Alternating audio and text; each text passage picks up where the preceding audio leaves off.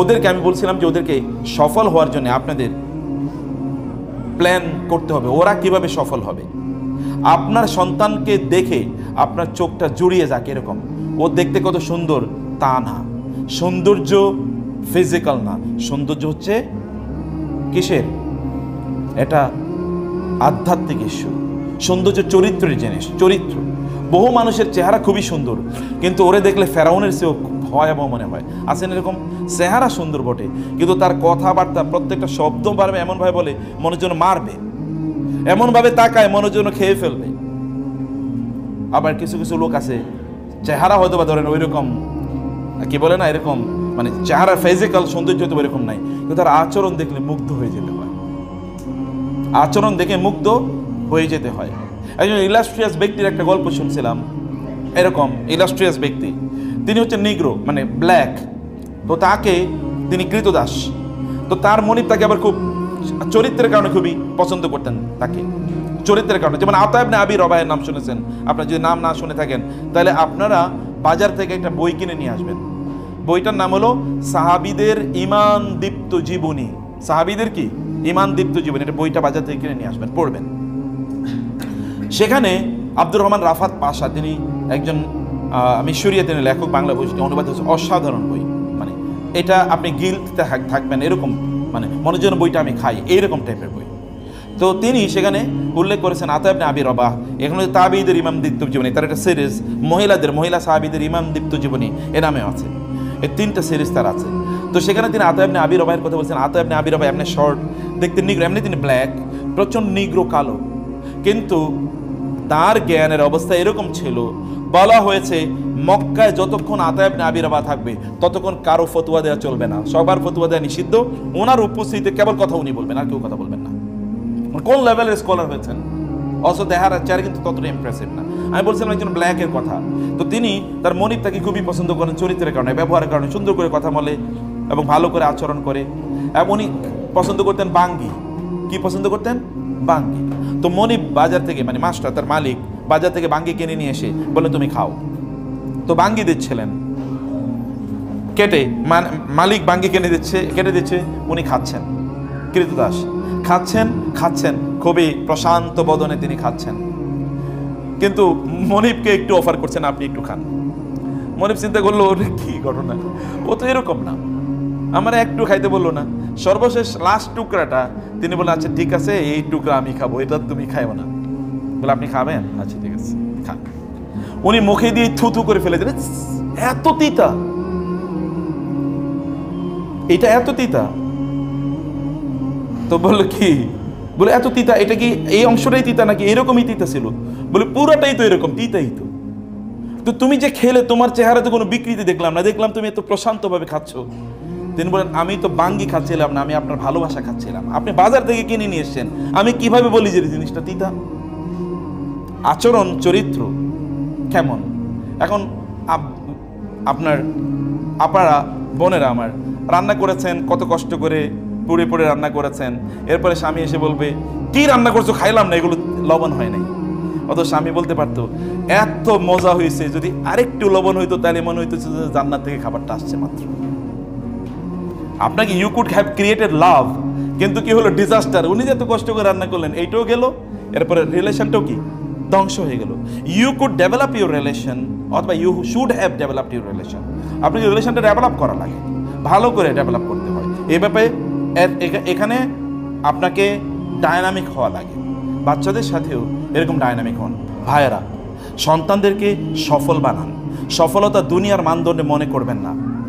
চেহারায় জিমে পাঠাচ্ছেন, বডি বিল্ডার হচ্ছে, এই বডি বিল্ডার দিয়ে করবে কি? কয়েকদিন পরে বিয়ে শাদী করালে বউয়ের সাথে মারামারি করবে, এতটুকু বডি বিল্ডিং এর কাজে লাগবে। শয়তানের সাথে কিন্তু মারামারি করতে পারবে না, শয়তানের সাথে মারামারি করতে পারবে না, কারণ ও ফজর নামাজ পড়তে পারবে না। শয়তানের ঘুম পাড়িয়ে রাখবে।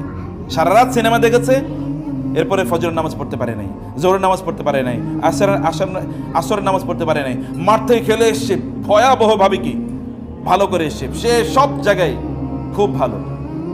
তো সব যে বলেছে যে মেয়ের কাছে, মেয়ে বিয়ের জন্য এসছে, যে আমার কোন এক জায়গায় পাত্রী দেখার জন্য গেছে, তো ছেলের বিবরণ কি, ছেলে এই এই এই এই এই এই এই এরকম এরকম আছে, সব কিছু ভালো, করে কি শুধু একটু মদ খায়, আর কিচ্ছু কোনো ইয়া নেই, সমস্যা নেই, সব ভালো। কি করে? একটু শুধু মদ খায়। তাহলে ভালো কি?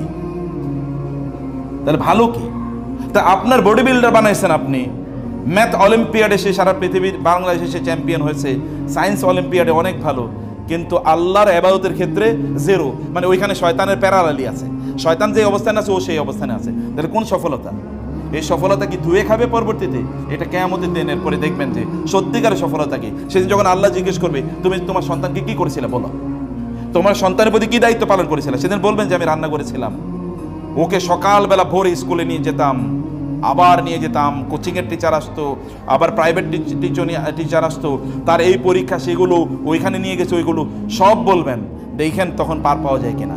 কাফা বিনাফসিকা আল-ইয়াওমা আলাইকা হাসিবা, নিজের বিচারটা নিজে আজকে করেন যে আমি যা করছি এটা কি ঠিক করছি কিনা।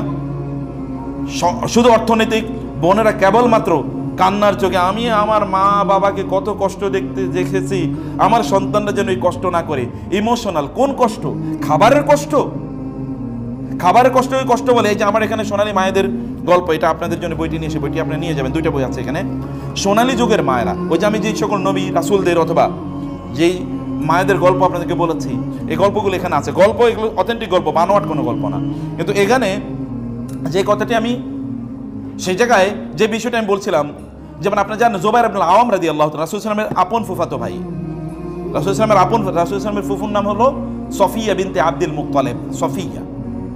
সফিয়ার ছেলে ছিল জুবাইর রাদিয়াল্লাহু তাআলা আনহু। জুবাইর কিন্তু সাধারণ কোনো যোদ্ধা না, পৃথিবীর শ্রেষ্ঠতম যোদ্ধার মধ্যে একজন। এই জুবাইরকে তিনি কি করতেন? মরুভূমিতে নিয়ে ফেলে রেখে আসতেন, উত্তপ্ত মরুভূমি। এখন যে কি কয়েকদিন আগে রোদ গিয়েছিল, রোদটা কেমন গেছে একটু দেখেন। উত্তপ্ত মরুভূমিতে রেখে আসতো। লোকেরা বলতো তুমি এত পাষাণ কেন, মা হিসেবে তুমি কেমনে এটা করো? তিনি বলেন যেই ছেলে মরুভূমি এর রোদ তাপ সহ্য করে টিকে থাকতে পারবে না, ও আল্লাহর দ্বীনের জন্য জিহাদ করবে কিভাবে? তাহলে ওই ছেলে দিয়ে আমি করবো কি? আমি কি ওকে শুধু খাওয়াবো, ওকে শুধু লালন পালন করবো? এ নাদুস নুদুস একটা চেহারা হবে, শরীর হবে, ওইখানে আপনার কি বলে একটু জ্বর হইলে তারপরে আর ঘুম থেকে উঠতে পারে না, এর মধ্যে বডি বিল্ডার বানিয়েছি, কোনো কিছু নাই, শরীরে কোনো স্ট্রেংথ স্ট্যামিনা নাই, তো ও যুদ্ধ করবে কিভাবে? এবং সত্যিকার অর্থে তিনি কত বড় বীর যুদ্ধ হয়েছেন জানেন? কত বড় বীর যুদ্ধ! রাসূল বলেছেন প্রত্যেক নবীর জন্য হাওয়ারি থাকতো, আর আমার জন্য হাওয়ারি হলো কি? জুবাইর ইবনে আওয়াম। মানে প্রত্যেকের পার্সোনাল সেক্রেটারি, যিনি তাকে রক্ষা করবেন, একেবারে তার সাথে বডির সাথে লেগে থাকতেন সিকিউরিটি গার্ড হিসেবে, আমার হাওয়ারি হলো এই যে জুবাইর। কেমন যোগ্য করে আল্লাহ রাসূল, মানে আল্লাহ রাসূলের জন্য তিনি তাকে তৈরি করেছেন, বা মা কিভাবে তাকে তৈরি করলেন। আপনি কেবল খাওয়ানোকে সফলতা মনে করবেন না, আপনার বাপ দাদারা কষ্ট করেছে, আপনার নিজেরা কষ্ট করছেন, দেখছেন ছেলেরা যেন কষ্ট না করে। আমি ভালো স্কুলে পড়তে পারি নাই, ওরে ভালো স্কুলে পড়াবো, ভালো ইউনিভার্সিটিতে পড়াবো। তো ভালো ইউনিভার্সিটি যত ভালো জায়গায় পড়ালেন তত জাহান্নামের কাছাকাছি গেল। ভালো মানে কি? ভালো মানে হচ্ছে তাকে জান্নাতের পথে নিয়ে গেলেন কিনা। ওর রিজিকের দায়িত্ব আল্লাহ তাআলার, কিন্তু ওকে জান্নাতে নেয়ার দায়িত্ব আপনার। আপনাকে সেই পথ দেখাতে হবে। এই পথগুলো আপনারা তৈরি করবেন, সযত্নে তৈরি করবেন। কথাগুলো শুধু শুনেই যাবেন এরকম না, মনে করবেন যে ওনাদের কাজই হচ্ছে শুনিয়ে দেওয়া। আপনার না শুনলেও পৃথিবীতে শোনার মতো বহুত লোক আছে। আপনারা জান্নাতে যদি না যান তাহলে এটা আপনাদের দায়িত্ব। আমাদের দায়িত্ব, মাদানী সাহেবের দায়িত্ব অথবা রাকিবের দায়িত্ব, আমাদের দায়িত্ব শুধু কথা বলে যাওয়া। আপনি মনোযোগ দিয়ে শুনলেন কি শুনলেন না এটা আপনার ইস্যু। কোন একদিন তখন বলবেন ইয়া হাসরাতান, ইয়া ওয়াইলানা, ইয়া ওয়াইলাতা। সেদিন আপনি হয়তো বলবেন যে হায় লাম আত্তাখিজ ফুলানান খালিলা, অমকের যদি বান্ধবী না বানাইতাম, অমকের যদি বন্ধু না বানাইতাম।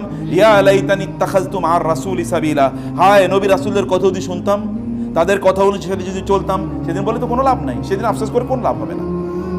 আফসোস যা করে এখানে করে যান। সেদিন চোখের পানি ফেলতে হবে, সেদিন চোখের পানি ফেলে কোনো লাভ হবে না। আজকে চোখের পানি ফেলতে হবে এবং বাচ্চাদেরকে সত্যিকারে ওদেরকে সফল বানান। সত্যিকার সফলতা ভালো মানুষ হওয়া, সত্যিকার সফলতা জ্ঞান অর্জন তারা করবেই। জ্ঞান অর্জন বড় কোনো শিক্ষা প্রতিষ্ঠানে করলেই হয় না।